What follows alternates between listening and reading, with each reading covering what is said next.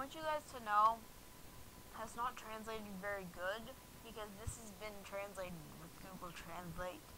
And, I mean, you can't completely translate something that was fully in Spanish to English and it not be messed up in some parts. So, there it is. It all started one night. The night that Jeff was completely crazed murderer, completely crazed murderer, and his parents and beloved brother Lou was. When Jeff stopped being the boy he was, and a soulless monster with pure desire to kill. But really, had his brother Lou died after receiving multiple cuts and stab wounds? No. I survived the attack. My brother, Dura's punishment, crawling like a vile worm to bleed every inch that ran. I felt like exploding my lungs, like I was drowning in my own blood. It broke my heart for effort, but continued with the strength of my desperation to live. Anger toward Jeff, and everything went black for me. I fainted. Take a long time for him to wake up. It was in a fairly lit room, was full of tubes and medicines. Just felt my body, could not talk, could not eat. I fed through a tube, breathing through an artificial lung. I could barely make out who I was. I just heard the doctor talking to the nurse saying, "This patient is not whether survive. We need many transplants." Left his lung collapsed. His heart is very delicate and kidneys are failing. It is almost impossible to survive. Those words took away all hope of surviving what had happened. The day came that I would need transplants. And as he could not speak and was still pretty sedated, I could not express my joy at the moment, to save it for when I recovered. The nurse said, "Hi, I'm Susan. I wish you the best of luck. You're very strong. Barely survived that assassination attempt. I personally wanted to take care of you because I greatly admire your strength. I would like that when you leave, ever get out of the hospital."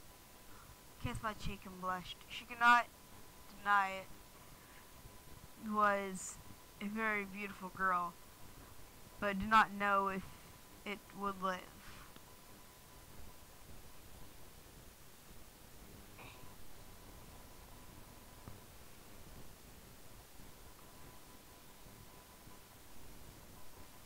It's time you decide whether you live or die. The doctor told me that as a young man was very strong and had survived so long, was likely to survive. Put the mask and fell asleep. Oh, why even felt what they did to me? At the moment, I felt like a cold blade pierced me to the side of the heart. The first cut was the most painful. Now something opened my skin. The pain was more intense with each passing second. Each cut was more painful than the above. But the most painful was when I started cutting out my heart and my body. That moment was just the beginning of my torture. Hours of excruciating pain. Every cut. Every part of me that replaced them. Each suture. All pain through my body, destroyed with what little sanity I have left until it shattered. I spent days in that bed, unable to move, unable to speak. They only hear the voice of that nurse, Susan, was with me day and night, talking to me, telling me to rest. He wanted me alive. I wanted to know really and hoped to talk to me, hear my voice. I spent a week more often she went, came and sang to me, read to me. One day, before to move my body, said, I want to make up. Kiss me finish that last sentence. Started to feel my body, managed to open my eyes and saw her. Cried with joy to see me awake. I said, "Hi, Susan. I'm Lou Woods." She was shocked. "Seriously? Your brother, Jeff Woods? He was here a while ago. I'm really bad. I found out I went crazy and killed his family." "How did you survive, Lou?" I also found out that 3 days ago, kidnapped a young and lively bleach gasoline burn that escaped from there and had not been seen since. But this house, well, what's left of it, not found all but 2 bodies. They say that the girl survived, but the corpse of his brother, Jeff, did not know what happened to it. Some said it took him, but in the room where slept his brother, that is where you slept, they found written in blood on the wall, "Go to sleep." And written bathroom, "Smile," in the mirror. "I'm really the death of your parents, really. And I do not think that you want to return to that place. You want to stay for sleep in my house for a while? Well, when you get out of recovery. I live alone since my parents died in a car accident, so I have an extra room." I accepted the offer of Susan and said, "When I leave here, I want to take you to dinner, wherever you want. Just, I need that one day to come to my old home to pick up my clothes. But I do not think that's still there." Except with some trepidation, the following day she visited me every day, laughed together. If we were close, almost seemed like we were a couple.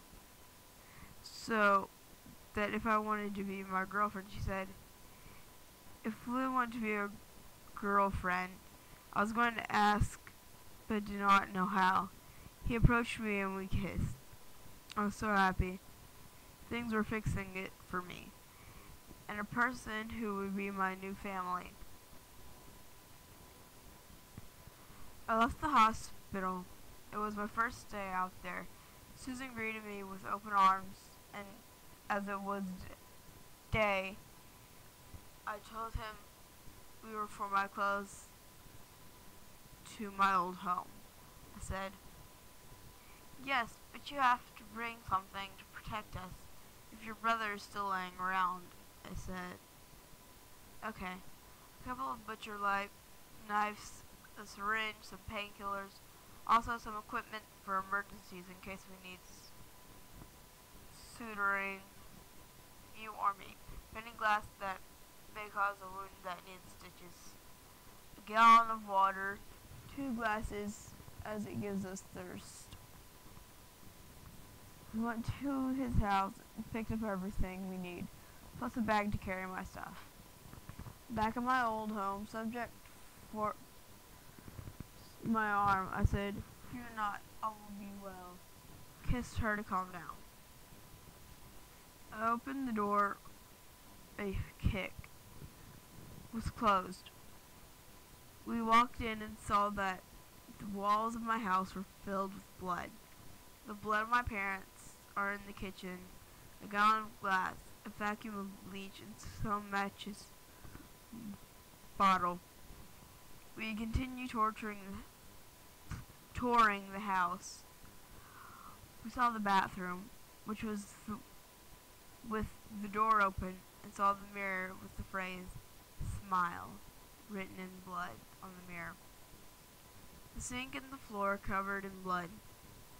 We really was fourth of my parents and found bloody sheets. My whole house was just full of blood at the end. And under the most disturbing of the house, my room, the phrase "Go to sleep" was written with my blood on the wall. As Susan said, I looked in my closet my belongings, my laptop, my MP3, my phone, and my clothes. Only what was not full of blood.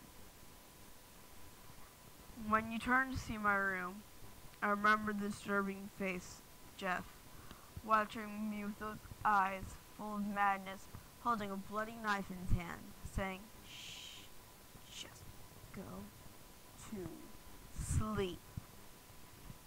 That memory was what I ended up breaking what little sanity I had. I told Susan to give me the bag where we had things. Went to the bathroom, take a knife, and said, take a knife and said, "Jeff, I'll see you damned in hell when we die, and two." I finished the sentence speaking to Susan because I said, "Goodbye, my love, but I want to see Jeff get back what he made me. Revenge that killed my parents and almost kills me. I love you, Susan, but I cannot see after I die. I regret this very much." He was going to stab, but no, I did not. I would not become Jeff. I begged Susan to forgive me and go to my old home. I was concerned. He said, "Okay, Lou, love you, and I know I get so close to death. I know I get so close to death effect. Let's go home." He kissed me and we ordered a taxi and went home. I got to bathe. As I bathed, remembering all the times I spent with my family. Mom, Dad, my childhood with Jeff, the pranks we did, everything we had together. The joy of having my family close. I began to mourn, with the sound of falling water drowning my sobs, so no matter. The first night was somewhat traumatic for me. In my nightmares could see Jeff before the accident was being brutally murdered by the new Jeff. Then turned to face me and said, "Lou, why did you not go to sleep like I asked?" I woke with a terrible fright. Susan was running into my room and said, "What happened, Lou? Are you okay?" I replied, "Yes, it was just a nightmare. Do not worry." The next day, on awakening, I felt a scent that had long not been enjoyed. It was the smell of pancakes, freshly made. I went to the dining room and there was Susan, preparing breakfast as Mom did.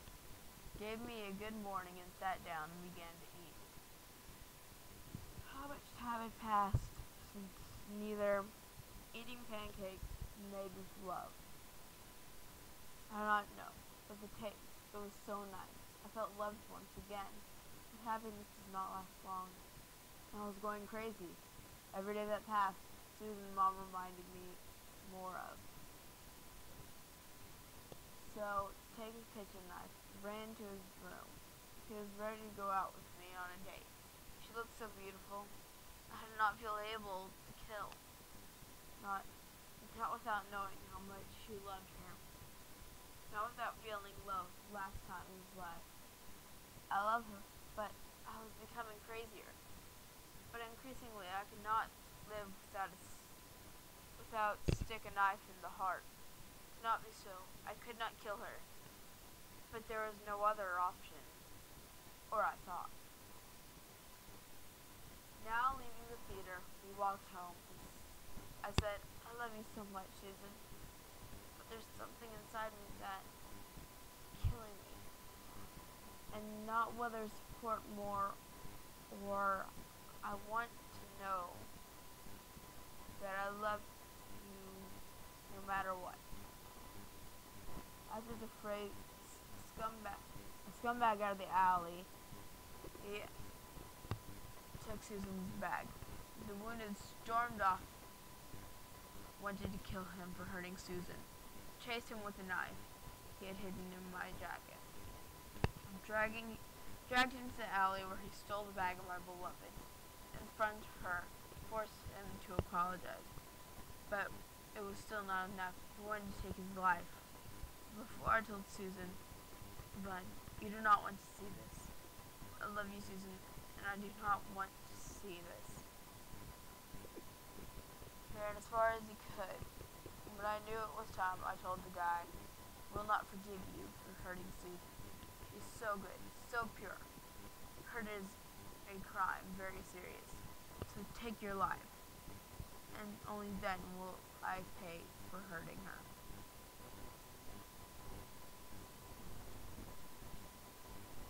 I raised the knife and started to stab him repeatedly. I could not see suffering in the eyes of the man who kept stabbing him until he died of multiple stab wounds. Wiped the blood from my leather jacket, which was a bit stained. Luckily, only that he had spotted, so it was easy to hide the fact that he killed the thief. Left the alley, and I met Susan in the corner cafe taking a good, strong espresso. She was fine. The manager had bandaged his wound. I thanked him. He brought Susan home carefully. I took her to his room and lay down on his bed. I said, "Susan, did not want this to happen to you, but I've noticed one thing. Do not let anyone hurt you. Starting today, you'll never be afraid. No one will hurt you, I swear." I kissed her and went to take a shower. I realized I could not kill her. She was all I had in the world. I was the only person he loved, but he enjoyed killing the guy in the alley, but could not kill anyone. I decided just to kill people who hurt the innocent people. People who do evil to people that I minded, and above all, he would kill anyone who tried to hurt Susan. Days passed, and every time they killed more people, but it was annoying to have pants full of blood, so buy leather pants. Then, when kill was less annoying, jackets and trousers with a leather, which could easily be cleaned with white gas. I had bought a while. Killing became an increasingly boring habit. Kill with a simple stabbing was very repetitive. So, I was using modes more twists every time. Some were burned alive with gasoline, others were operated without amnesia, others were forced to eat his own guts, others were cut into pieces and dumped to stray dogs, but never killed any innocent. Killing criminals and thugs only does that not make me a hero. Stop making criminals suffer the most horrible forms. Use every day the most horrible, twisted ways to kill.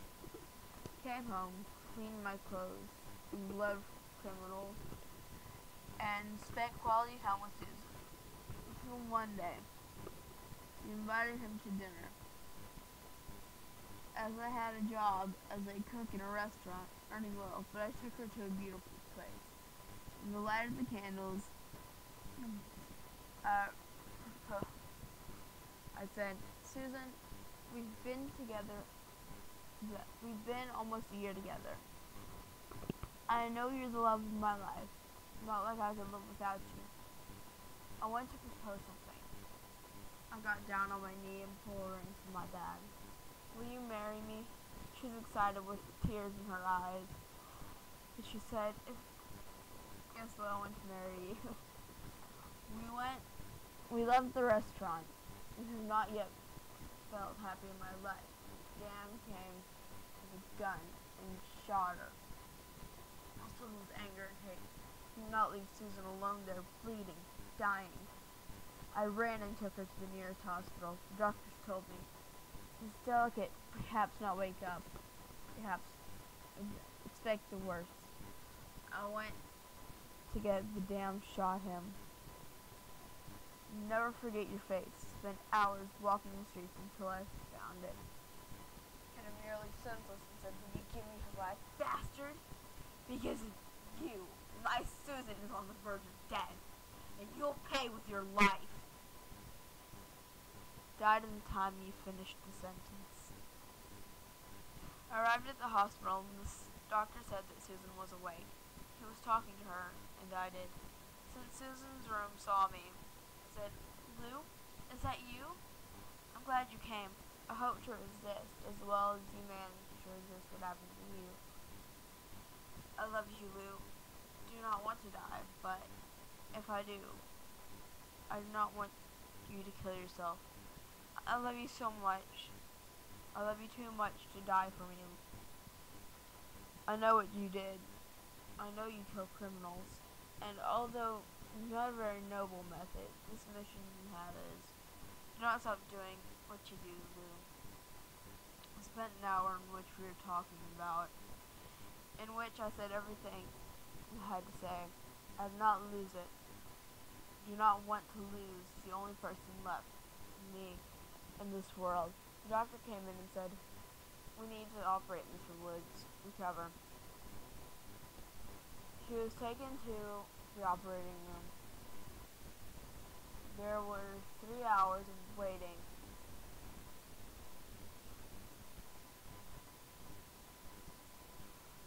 That seemed eternal. I wanted to gouge my eyes out of despair, but helpless Susan survived was what kept me going. Finished the operation. The doctor who took care of everything said, the operation was a success. It is stable.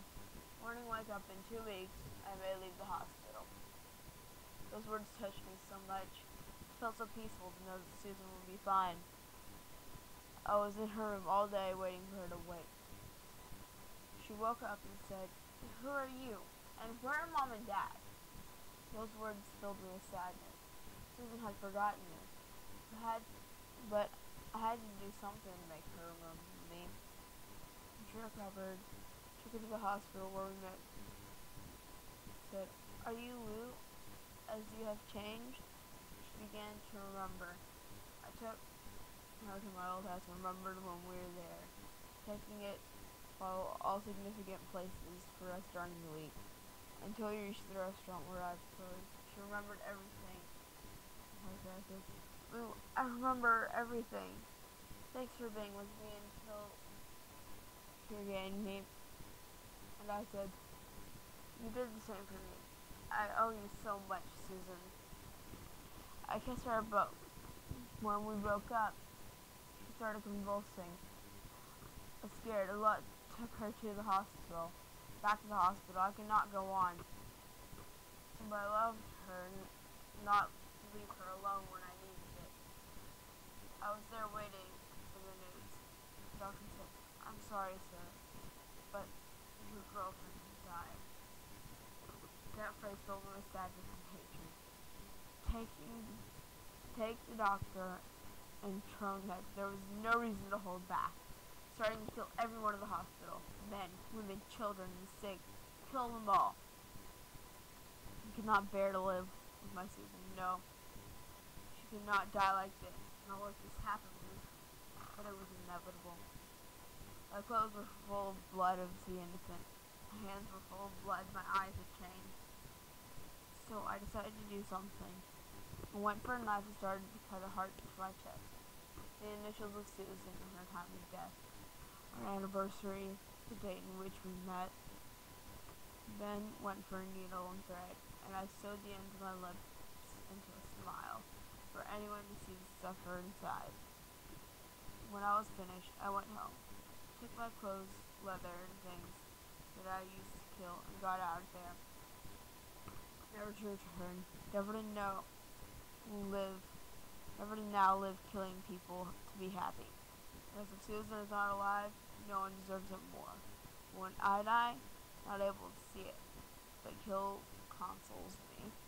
that consoles me. When you see me, run, and do not show your happiness, or you will die in a ruthless, twisted way. It may be difficult for your body, as it was before meeting me. He was a murderer, survivor of Jeff